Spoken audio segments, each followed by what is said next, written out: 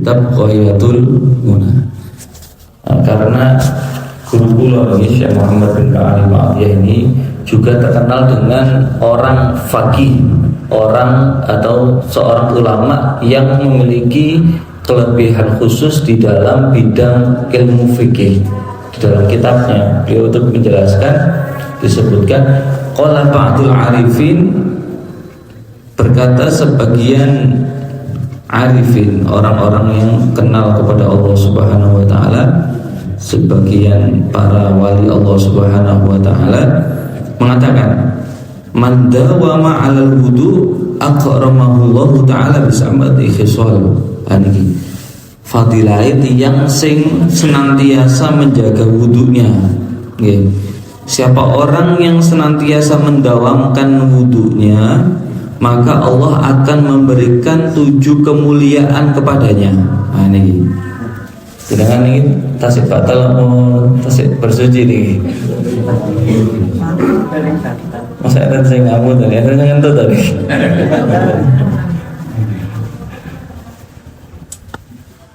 Allah akan memberikan kepadanya 7 kemuliaan. Yang pertama, antar ghabal malaikatu fi suhbati. Para malaikat akan senang untuk menemaninya. Pertama nih. Yang kedua, wala yazalul qalam ratban min katbi thawabi. Pena catatan dirinya itu senantiasa basah. Basah dalam apa? Dalam artian menulis pahala orang tersebut selama dia itu tidak batal wudunya. Terus panjenengan itu ditulis ganjaran oleh Allah Subhanahu wa taala, diparing ganjaran selagi panjenengan masih dalam keadaan berwudu. Wa tusabbihu a'dhahu wa jawarihu. Nah, ini yang keberapa nih? Ketiga nih. Yaitu anggota tubuhnya akan senantiasa bertasbih. Terus meskipun panjenengan menggel toh, karena berkat panjenengan menjaga wudu, maka anggota tubuh panjenengan itu senantiasa bertasbih. Bertasbih mengucapkan subhanallah. Walaupun kali lemah, tetap dihitung seperti anggota tubuh yang bertasbih. Wala tafutuhu takbiratul ula ma'al imam.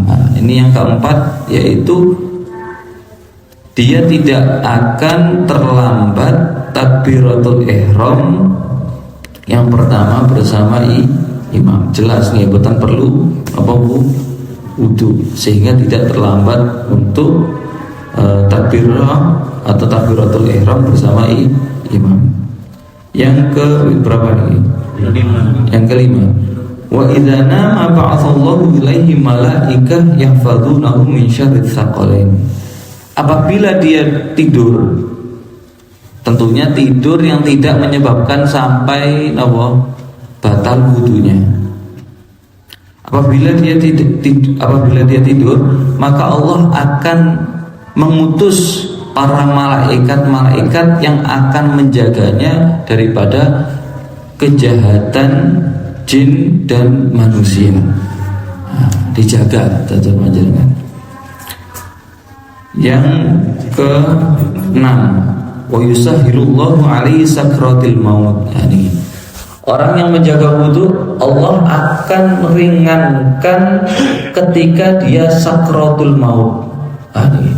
Mempermudah sakratul maut. Yang terakhir adalah yakunu fi amanillahi azza wajal madama ala wudu, yaitu dia akan senantiasa dijaga atau diberikan keamanan oleh Allah Subhanahu wa taala selagi dia menjaga wudunya. Niku di antara keistimewaan, 7 keistimewaan orang yang menjaga wudu.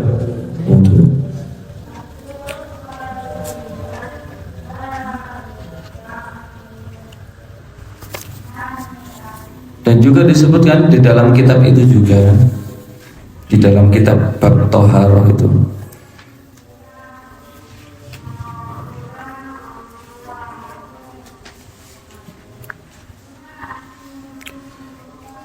Di antara kesunahan di dalam berwudu yaitu kita mengucapkan Bismillahirrahmanirrahim. Dados panjenengan ketika mau wudu jenengan kedah mengucapkan rumiyin apa?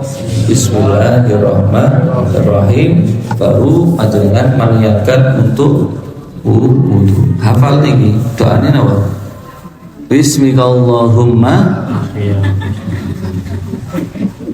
nama nawaitul wudu'a bi raf'il hadatsil asghari fardalillahi ta'ala.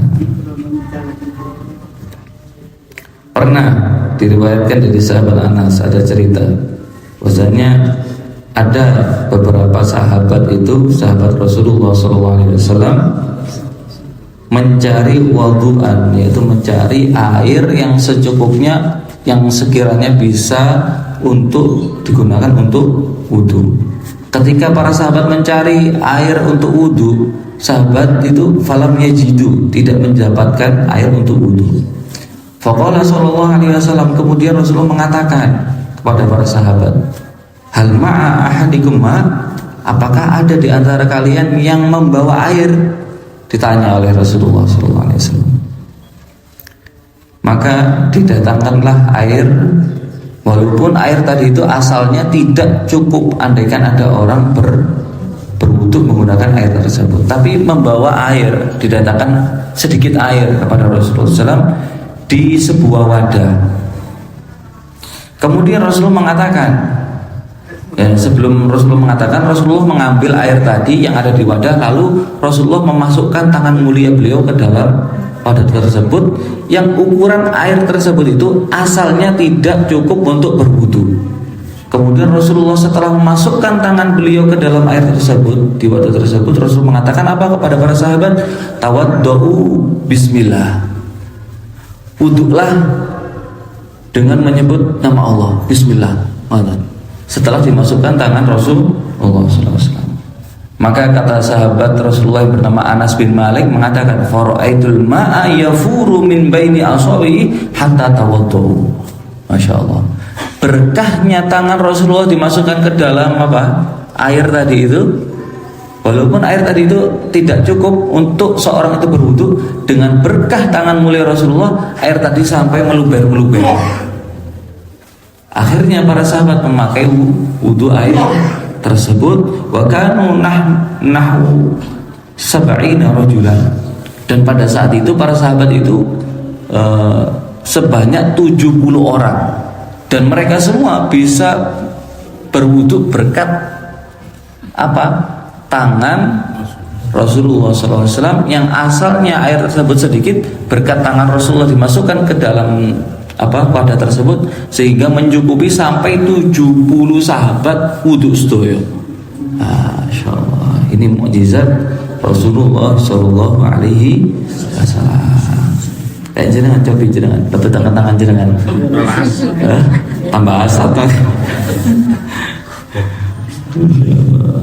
Itu di antara faedah atau cerita mengenai mukjizat Rasulullah Shallallahu Alaihi Wasallam.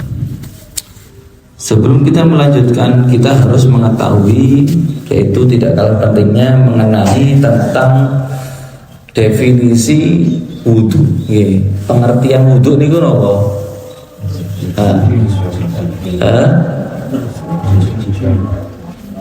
Bersuci, mensucikan.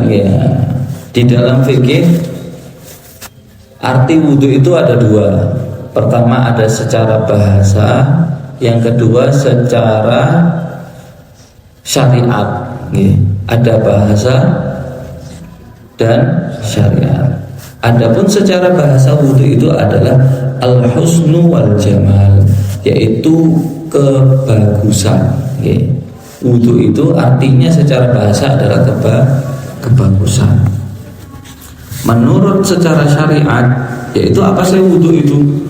Ismun liwusli a'dha'in makhsusah biniyatin makhsusah ala wajhin makhsus. Ada 3 poin di dalam definisi wudu. Pertama yaitu huslu a'dha'in makhsusah, yaitu mensucikan anggota tubuh tertentu. Niki secara syariat wudu artinya adalah mensucikan anggota tubuh tertentu. Boten sedaya tubuh boten yang diwajibkan. Tetapi ada anggota-anggota tertentu, mensucikan anggota tubuh tertentu. Yang kedua, dengan niat tertentu, boten sembarangan nih niat. Ketiga, dengan cara tertentu. Jadi artinya wudhu secara syariat adalah mensucikan anggota tubuh tertentu dengan niat tertentu dan dengan cara tertentu. Nah, itu artinya wudhu secara syariat. Di mana niku sampun mengenai arti daripada wudu. Di mana Rasulullah SAW juga pernah bersabda di dalam hadis, "Man tawadda'a fa ahsanal wudu'a kharajat khotoyahu min jasadihi hatta takhruja min adfarihi." Siapa orang yang wudu kemudian dia memperbagus wudunya sesuai dengan syarat dan rukunnya wudu, dia sesuai, maka akan keluar dosa-dosanya dari anggota tubuhnya. Terus ketika panjenengan mensucikan kepala panjenengan, maka lunturlah dosa-dosa yang ada di kepala, mata, mulut, telinga, apa niki? Batu. Kening ya. Anes ndas. Sirah. Melunturlah dosa-dosa yang ada di wajah. Kemudian tangan dosanya tangan luntur berkat berwudu. Jadi seluruh anggota tubuhnya, dosa-dosa dari anggota tubuhnya akan luntur berkat dia berwudu dengan sempurna. Hatta takhruja min adfarihi, sampai-sampai dosa-dosanya itu keluar dari kukunya. Itu keberkahan orang yang berwudu. Kemudian mengenai niki wau kan sampun mengenai apa wudu nggih. Kemudian di antara hadis tentang mengenai sholat, lagi sholat, yaitu sabda Rasulullah SAW kepada Sayyidina Ali, "Ya Ali, tamanna Jibril an yakuna min bani Adam bisab'i khisal." Wahai Ali, malaikat Jibril alaihissalam itu berharap ingin menjadi bagian atau seperti anak Adam, seperti kita ini, karena ada 7 perkara. Terus malaikat Jibril alaihissalam itu pengen dirinya itu seperti kita ini. Karena apa? Karena ada 7 perkara yang istimewa yang dimiliki oleh orang-orang atau manusia seperti kita. Apa keistimewaannya? Yang gara-gara keistimewaan ini Jibril sampai menginginkan seperti Bani Adam, seperti manusia. Yang pertama adalah as-shalawatil khamsi ma'al imam, yaitu sholat 5 waktu bersama imam. Dalam artian apa? Orang yang berjamaah itu pahalanya besar. Sampai-sampai malaikat Jibril menginginkan apa yang telah diperoleh pahala daripada orang yang berjamaah. Yang kedua, wa mujalasatil ulama, yaitu berkumpulnya dengan para ulama karena pahalanya besar. Yang ketiga, wa iyadatil marid, karena menjenguk orang sakit pahalanya juga besar. Yang keberapa? 4, wa tasyyi'il janazah, yaitu karena mengantarkan jenazah. Yang kelima, wasaqil ma'i, karena pahala daripada orang yang mengairkan air, memberi minum. Kemudian yang ke-6, wasulhi bainal itsnain, yaitu pahalanya orang yang mendamaikan 2 orang yang sedang berselisih. Yang selanjutnya wa ikramil jar, yaitu pahala orang yang memuliakan tetangga. Dan yang terakhir adalah wa ikramil yatim, yaitu memuliakan anak yatim. Karena perkara-perkara itulah malaikat Jibril alaihissalam menginginkan dirinya ingin tergolong seperti Bani Adam. Niku di antara Jibril menginginkan dia itu tergolong daripada Bani Adam. Disebutkan di dalam kitab ini bahwasanya diriwayatkan dari Rasulullah SAW bahwasanya Rasulullah pernah bersabda, man shalla sholata ma'al jamaah wa jalasa fi halaqatil ilmi wa sami'a kalamallahi wa amila bihi, siapa orang yang sholat berjamaah kemudian dia duduk di majelis ilmu, kados panjenengan niki mau kan subuh berjamaah, kemudian dilanjutkan dengan duduk di majelis ilmu, dan kemudian dia mendengarkan di majelis ilmu tersebut firman-firman Allah atau ilmu-ilmu, kemudian dia mengamalkan ilmu yang dia dengarkan, maka Allah Subhanahu wa taala akan memberikan kepadanya 6 keistimewaan. Terus panjenengan sing hadir teng mriki akan mendapatkan 6 keistimewaan. Pertama, ar-rizqu minal halal, yaitu mendapatkan rizki yang halal. Alhamdulillah. Terus nyambut damel panjenengan itu akan menghasilkan rizki yang halal. Makanan-makanan, minuman yang masuk ke dalam perut panjenengan, Allah akan berikan sesuatu yang halal. Yang kedua, wayanju min adzabil qabr, Allah akan selamatkan daripada siksa kubur. Ketiga, wayu'ta kitabahu biyamini, nantinya ketika kita meninggal dunia kita akan diberikan catatan tulisan catatan amal kita dari tangan kanan, yaitu dicatat amal-amal soleh. Berikutnya wa yumuru ala sirat kalbarqil khatif, yaitu ketika dia melewati sirat nantinya, insyaallah diselamatkan sedoyo, amin ya rabbal. Ketika panjenengan melewati siratul mustaqim, maka panjenengan melewati sirat itu dengan secepat kilat yang menyambar.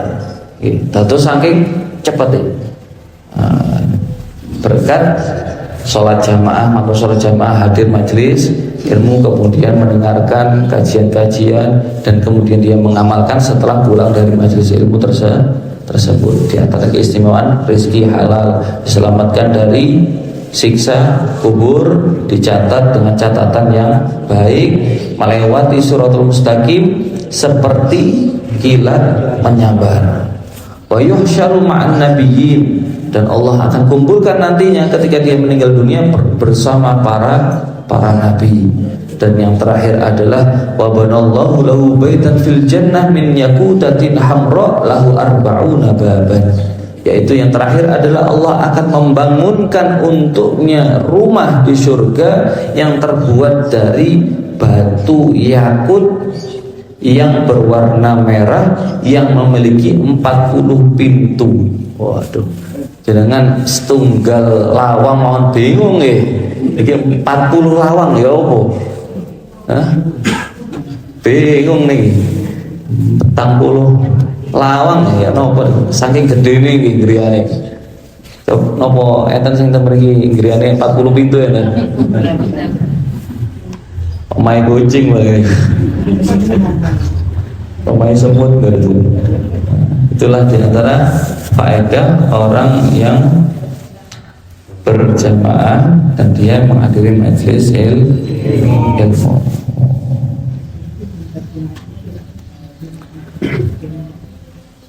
Kemudian Pak kan sudah dijelaskan mengenai yaitu definisi atau pengertian daripada wudu, kan sampai dijelaskan itu. Sekarang pengertian sholat, nah, juga sama seperti wudu. ada sholat artinya secara bahasa, dan yang kedua secara syariat. Sholat secara bahasa apa? Lugatan, yaitu ad-du'a, yaitu sholat secara bahasa itu artinya adalah doa, berdoa yang baik. Itu sholat secara bahasa. Adapun secara syariat, apa sih sholat secara syariat itu? Yaitu aqwalun wa af'alun mufattahatun bit takbir wa muhtatamatun bit taslim, yaitu perbuatan dan ucapan yang diawali dengan takbiratul ihram dan ditutup dengan salam. Itulah arti sholat secara syariat. Dan yang terakhir, sabda baginda Nabi Muhammad SAW di dalam bab sholat, apa kata beliau kepada Sayyidina Ali? Ya Ali, ahabbul ibadi ilallahi ta'ala, wahai Ali, hamba yang paling dicintai oleh Allah Subhanahu wa ta'ala siapa? Abdun sajidun, yaitu hamba yang sujud, yaitu sujud di dalam sholat. Yang dia mengatakan di dalam sujudnya ketika dia sholat, apa yang dia ingat, yang dia baca ketika sujudnya? Rabbi inni dzalamtu nafsi faghfirli dzambi fa innahu la yaghfiru dzunuba illa anta. Wahai Allah, sesungguhnya saya ini berbuat zalim pada diri saya, dan ampunilah dosaku. Sesungguhnya tidak ada yang mampu menghapus dosa-dosa ini kecuali Engkau. Terus ketika sujud, dia itu mengkondisikan, menjadikan dirinya itu diri yang berdosa, yang bersalah, yang merasa dirinya itu sangat banyak dan banyak bermaksiat kepada Allah Subhanahu wa ta'ala. Maka dengan hal seperti itulah Allah itu menjadikan dirinya, mengkategorikan dirinya sebagai hamba yang paling dicintai oleh Allah Subhanahu wa ta'ala. Karena apa? Seseorang yang menjadikan dirinya itu merasa berdosa dan merasa bersalah, itu orang yang telah mendapatkan ciri orang-orang yang telah merasakan lezatnya dia itu cinta kepada Allah dan Rasulullah SAW.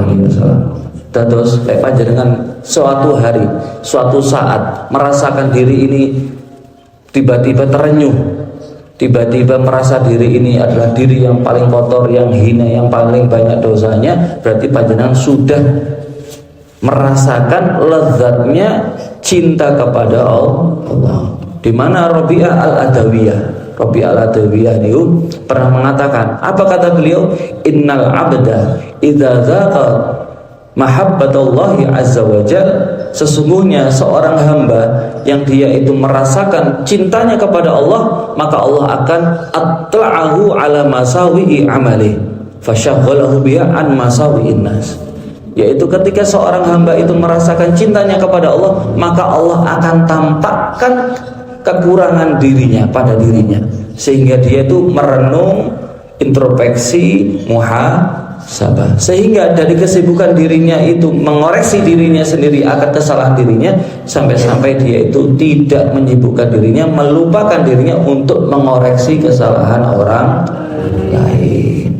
Oleh sebab itu, jika kita menginginkan apakah kita ini sudah merasakan kecintaan kepada Allah atau belum, gampang, yaitu melihat apakah kita itu merasa diri kita adalah diri yang paling hina, yang paling kotor, yang paling banyak dosa. Itulah kajian pada pagi hari. Alhamdulillah Rabbil Alamin, yaitu mengenai wudu dan sholat.